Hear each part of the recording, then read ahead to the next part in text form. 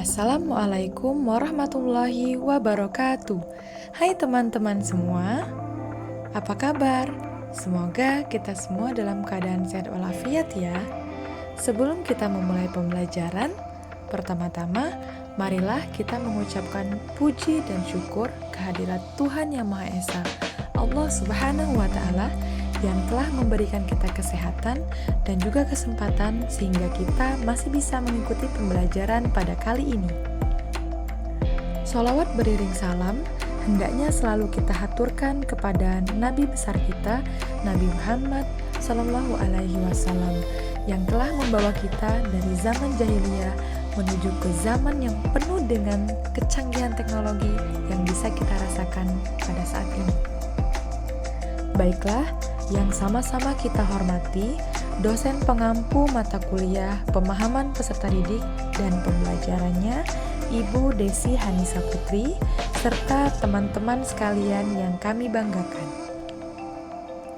Kami dari kelompok 3 akan memberikan presentasi. Baiklah, kami dari kelompok 3 akan mempresentasikan hasil diskusi kami mengenai tanggapan terhadap kasus yang ada di ruang kelas. Kasus pertama akan dijelaskan oleh Restika Oktaviani dan Anggen Dari. Selanjutnya, kasus kedua akan dijelaskan oleh Anggen Dari dan Nur Lulu Ilutfiah. Serta kasus ketiga akan dijelaskan oleh Ernita Yuliana. Baiklah teman-teman, penasaran bagaimana tanggapan kelompok kami terhadap kasus di ruang kelas? Yuk kita sama-sama simak penjelasannya berikut ini. Kasus 1. Bayangkan jika Anda adalah seorang guru matematika di kelas 7. Saat ini, Anda hendak menyampaikan materi mengenai matematika sosial, yakni mencari nilai rata-rata atau min.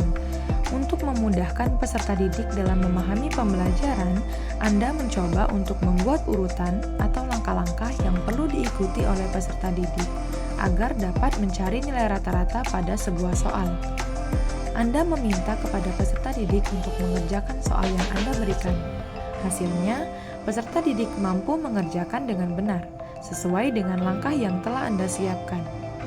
Beberapa saat kemudian, Anda meminta kepada peserta didik untuk mengulangi soal yang sama tanpa melihat urutan pengerjaan soal, dan peserta didik mampu mengerjakannya dengan benar. Pertanyaan pertama, menurut Anda, apa yang membuat peserta didik mampu mengerjakan soal dengan baik pada percobaan kedua tanpa melihat urutan atau langkah pengerjaan soal? Menurut kelompok kami, yang membuat peserta didik mampu mengerjakan soal dengan baik pada percobaan kedua adalah karena adanya stimulus dari guru berupa penjelasan langkah-langkah dalam mencari nilai rata-rata atau min, dan peserta didik merespon stimulus tersebut. Pada awalnya, siswa dibiasakan untuk mengerjakan soal sesuai urutan atau langkah-langkah pengerjaan soal. Pembiasaan tersebut akhirnya membentuk respon berupa ingatan atau hafalan tentang langkah-langkah tersebut. Sehingga ketika peserta didik diminta untuk mengulangi soal yang sama, maka peserta didik dapat menyelesaikan soal tersebut dengan benar tanpa melihat lagi urutan atau langkah yang diberikan sebelumnya. Pertanyaan kedua. Sebagai seorang calon guru, dalam kegiatan belajar yang seperti apa metode di atas dapat diterapkan? Elaborasi jawaban Anda dengan menyertai teori yang berkaitan. Menurut kelompok kami, metode tersebut bisa diterapkan ketika peserta didik mempelajari seperti teori, rumus, dan langkah-langkah yang perlu dihafal. Pada metode ini, peserta didik akan memahami terlebih dahulu penjelasan dan langkah-langkah yang diberikan oleh guru. Kemudian, peserta didik akan merekam atau mengingat pemahaman tersebut dan akhirnya menguasai langkah-langkah dalam mencari nilai rata-rata dengan benar. Kegiatan tersebut menggunakan teori belajar behavioristik, yaitu suatu teori yang menekankan pembelajaran sebagai suatu stimulus dan respon. guru memberikan stimulus berupa penguatan atau reinforcement, berupa langkah-langkah pengerjaan soal, kemudian siswa merespon dengan merekam pemahaman mengenai langkah yang diberikan. Teori behavioristik mampu meningkatkan bakat dan kecerdasan siswa yang sudah terbentuk sebelumnya. Kasus 2. Rina adalah seorang guru di kelas 1 SD. Sebagian besar peserta didiknya belum bisa berhitung dengan lancar. Rina sedang memikirkan cara yang sesuai untuk membantu setiap peserta didik menyelesaikan tantangan belajarnya.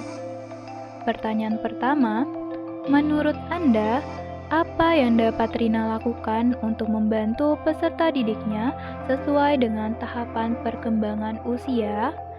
Menurut kelompok kami, berikut beberapa langkah yang dapat diambil oleh Rina untuk membantu peserta didiknya sesuai dengan tahapan perkembangan usia anak. Yang pertama, penggunaan alat peraga visual. Rina dapat menggunakan alat bantu peraga visual menggunakan benda-benda yang ada di sekitarnya seperti pulpen, buku, balok kayu, kubus, 3D, gambar warna-warni, koin, atau potongan kertas untuk melakukan pengoperasian konsep penjumlahan dan pengurangan. Yang kedua, pendekatan bermain. Rina dapat menggunakan berbagai permainan matematika yang interaktif dan menyenangkan seperti permainan kartu atau aktivitas luar ruangan yang dapat dimanfaatkan untuk mengajarkan konsep penghitungan, penjumlahan, pengurangan, dan pemahaman tentang angka. Yang ketiga, pembelajaran menggunakan cerita dan lagu. Rina dapat bercerita dengan mengaitkan materi matematika seperti cerita perjalanan Budi membeli buah di pasar untuk mengajarkan konsep penjumlahan dan pengurangan. Selain itu, pembelajaran dapat menggunakan lagu untuk mengajarkan konsep berhitung. Yang keempat, pendekatan individu. Rina dapat memberikan dukungan dan pendekatan kepada masing-masing individu secara lebih mendalam. Pertanyaan kedua, mengapa Anda menyarankan hal tersebut? Elaborasi jawaban Anda dengan menyertakan teori yang berkaitan. Saran-saran yang kami rekomendasikan didasarkan pada teori Jean Piaget 1954 tentang perkembangan kognitif anak. Piaget menjelaskan ada 4 tahapan perkembangan kognitif anak di mana anak sekolah dasar kelas 1 yang berusia 7 tahun berada di tahap pra-operasional 2-7 tahun. Pada tahapan ini, anak telah menunjukkan aktivitas kognitif dalam menghadapi berbagai hal di luar dirinya.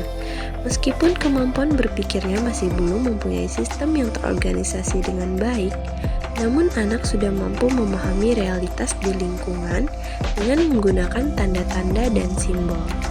Cara berpikir anak pada tingkat ini bersifat tidak sistematis, tidak konsisten, dan tidak logis, sehingga mereka belum mampu memahami konsep yang lebih kompleks seperti misalnya konsep waktu, sebab akibat, dan perbandingan. Oleh karena itu, dengan mengkaitkan matematika ke dalam situasi nyata di dalam kehidupan sehari-hari, anak-anak akan lebih mudah terlibat dan lebih mudah memahami konsep-konsep tersebut. Kasus 3. Made adalah seorang guru yang mengajar di salah satu sekolah negeri wilayah Bali. Ia mengampu mata pelajaran bahasa Indonesia. Ia hendak mengajar materi teks deskripsi pada peserta didiknya. Pada buku cetak yang menjadi panduannya saat mengajar, terdapat beberapa contoh teks deskripsi menceritakan tentang bangunan-bangunan pencakar langit yang ada di ibu kota. Dengan memperhatikan latar belakang setiap peserta didiknya, Made pun mencoba untuk memberikan contoh berbeda. Ia memberikan contoh teks deskripsi tentang pantai dan makanan khas di Bali. Pertanyaan pertama, menurut Anda, apakah pertimbangan dan keputusan Made sudah sesuai? Mengapa demikian? Menurut kelompok kami, keputusan Made untuk memberikan contoh teks deskripsi tentang pantai Bali dan makanan khasnya sudah benar dan sesuai. Alasannya, karena dengan menggunakan informasi yang berkaitan dengan lingkungan, etnik, budaya, dan kondisi sosial peserta didik, maka akan membuat peserta didik lebih mudah membayangkan dan memahami konsep tersebut. Made memilih dua subjek yang berkaitan dengan kehidupan sehari-hari peserta didik di Bali, yaitu pantai dan makanan khas. Hal ini dapat meningkatkan minat siswa dalam belajar dan membantu mereka memahami hubungan antara teks deskripsi dan lingkungan mereka. Berdasarkan hal tersebut, Made terlebih dahulu memahami karakteristik peserta didik untuk dapat merancang pembelajaran yang berdiferensiasi sehingga proses pembelajaran berlangsung secara efektif. Pertanyaan kedua, prinsip apa yang Made gunakan dalam kasus tersebut? Elaborasi jawaban Anda dengan menyertakan teori yang berkaitan. Menurut kelompok kami, prinsip yang Made gunakan dalam kasus tersebut adalah prinsip relevansi, yaitu mempertimbangkan keterkaitan materi dengan lingkungan tempat tinggal peserta didik. Selain itu, pada kasus ini juga menggunakan prinsip pembelajaran kontekstual, yaitu pembelajaran yang lebih menekankan pada kaitan antara materi yang dipelajari dengan kondisi yang ada di kehidupan nyata yang dapat dilihat langsung dan dianalisis peserta didik. Adapun teori belajar yang digunakan adalah teori konstruktivisme, di mana peserta didik membangun sendiri pengetahuan berdasarkan pengalaman dan pengetahuan yang mereka miliki. Baiklah, itulah tadi presentasi dari kelompok kami mengenai kasus 1, 2, dan 3. Kami akhiri. Wassalamualaikum warahmatullahi wabarakatuh.